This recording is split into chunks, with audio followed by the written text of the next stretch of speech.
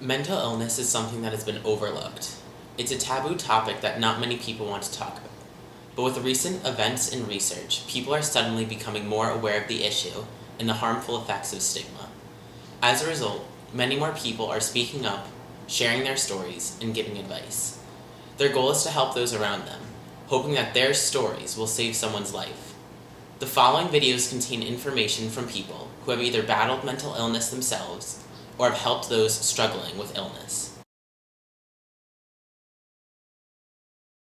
So for me, I had severe depression, anxiety, clinical level in high school, starting my freshman year. It can take away your athletic career, your artistic career, your academic career. I think that's the best way to put it, is really just that it takes control of your life. And I personally forgot who I was for a really, really long time, outside of my diagnoses and outside of the illnesses. I just didn't know who I was for a really long time. Well, for me, I have depression and anxiety, which is a bitch of a combination to have because they're both side effects of each other. And so, like, if I get anxious, I also tend to get depressed, and when I get depressed, I also tend to get anxious. And I think that this happens for a lot of other teenagers, but I think that we're all affected differently. Like, I feel like a lot of kids tend to have school-induced anxiety or school-induced depression, whereas, like, mine always isn't that. But I know that it's not the case for everyone, and I think everyone reacts differently to their mental illness. And I think that that creates like a huge problem where people just don't know how to deal with it because everyone wants to characterize what everyone has into like certain categories, but we don't all fit that, and we're all like individually unique with how we deal with what we have and how we have to like express ourselves through that. So I've noticed that the students have become more seriously mental ill over the past couple years. So I think that a lot of students deal with it low-key pretty much all the time because mental illness can be something as simple as just anxiety and stress. But I think that we've had a lot more students have to go away for some severe mental illness because for longer periods of time because they're thinking much darker thoughts than just this test is too hard for me. I think that they struggle with expressing their mental illness because they don't want to talk about it. I talk to them a lot about it. There's a lot of kids in here who come and tell me their problems. But I don't think it's enough. Like, I think other people need to be able to talk to them about it and say, you know, it's okay. How are you feeling today? What can I do to help you? But yeah, it's gotten a lot worse here. I know of 4 or 5 kids just personally that went out this year, and some of them aren't back yet. Some of them aren't going to come back probably. They're going to need long-term care. And that's hard because you're really young.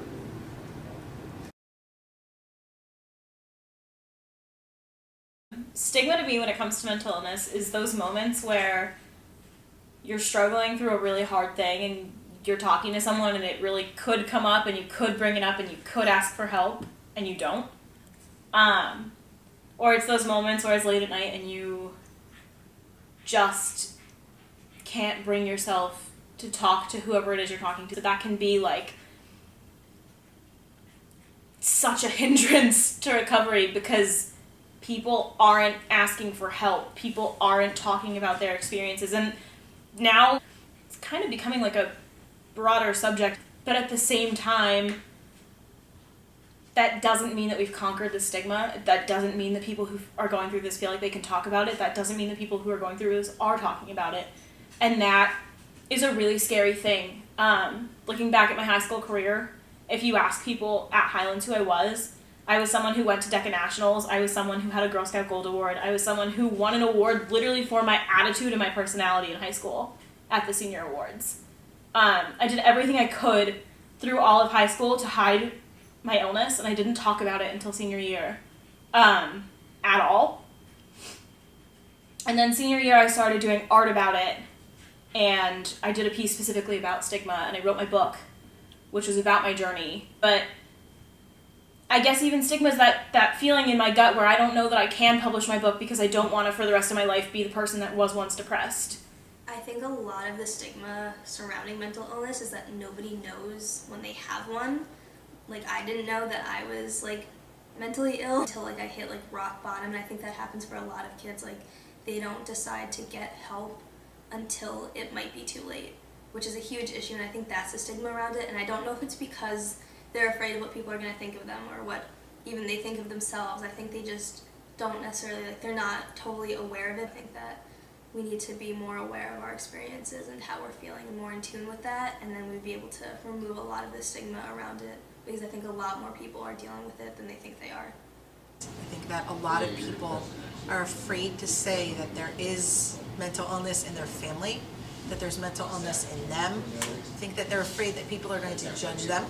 I think they're afraid that their friends are going to think differently about them or worry about every little thing that they say. I think that the big stigma comes with therapy. A lot of people have extreme opinions about whether or not you should be in therapy. And if you ask certain people, like, hey, will you go get a therapist or something, they'll be like, no, my family doesn't believe in that, or that's not going to help. And I think that that's a stigma that we need to work on, because I think talking about your problems does help regardless of who you talk to. I also think that we need to change this whole mental illness means you're crazy, because it doesn't mean you're crazy. Sometimes mental illness is just a chemical imbalance, and you need something to help balance that, whether it is talking or medication or some other kind of therapeutic help.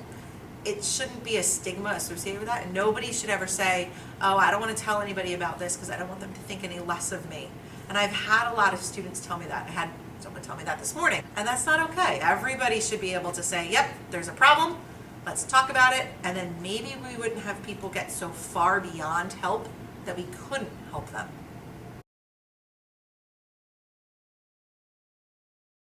Be a friend.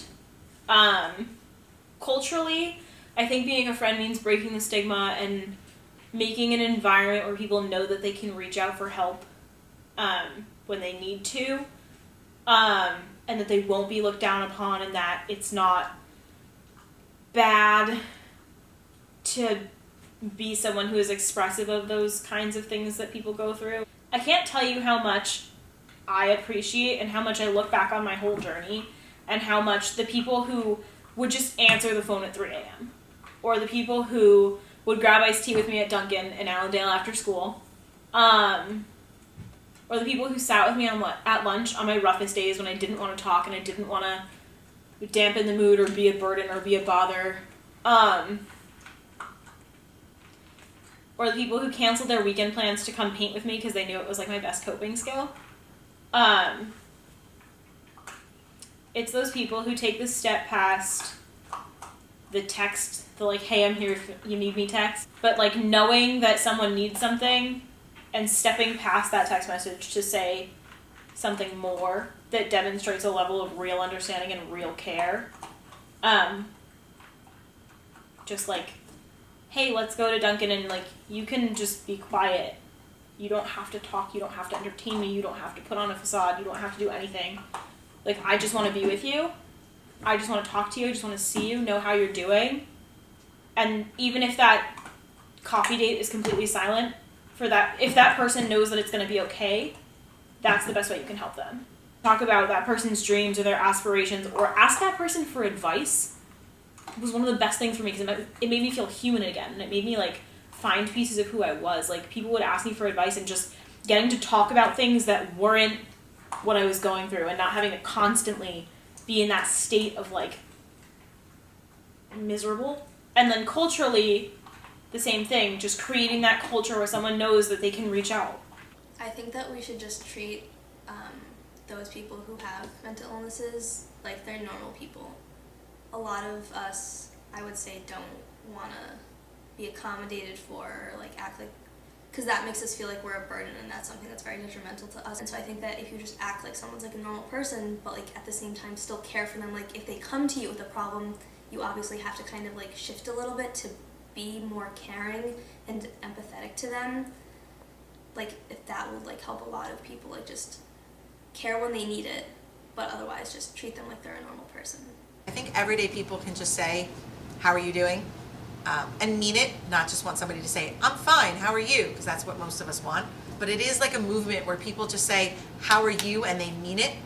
And I think that that's a really good idea.